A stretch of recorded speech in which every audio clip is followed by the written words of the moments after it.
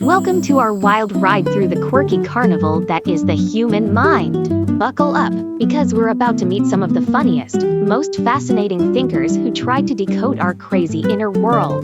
First up, we have Siggy Freud, the original mind detective. Freud was like that nosy neighbor peeking into our subconscious, revealing our deepest, darkest desires. But don't worry, he believed these wishes come with a little twist, kind of like a baked potato with extra sour cream, but in our heads.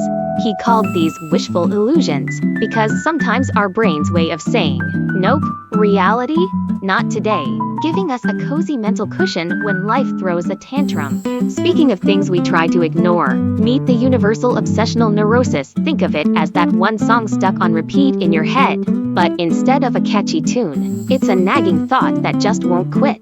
It's like your brain's version of that friend who always shows up uninvited and refuses to leave, an eternal loop of, did I lock the door? Did I say that right?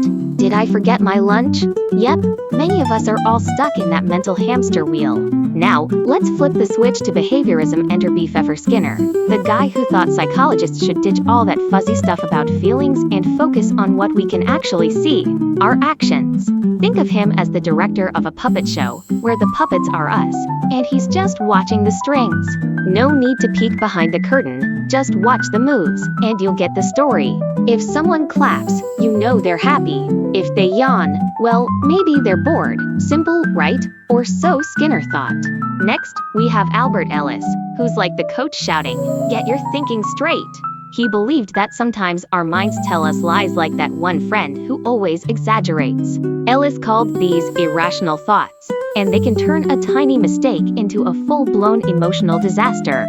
Tripping over your own shoelaces and thinking, "I'm a total klutz," can ruin your day, but Ellis says, hold on, let's rethink that. And suddenly, you're back to feeling okay, just a little more aware of your inner chatter. And finally, we arrive at Carl Jung, the mystical poet of the psychology world.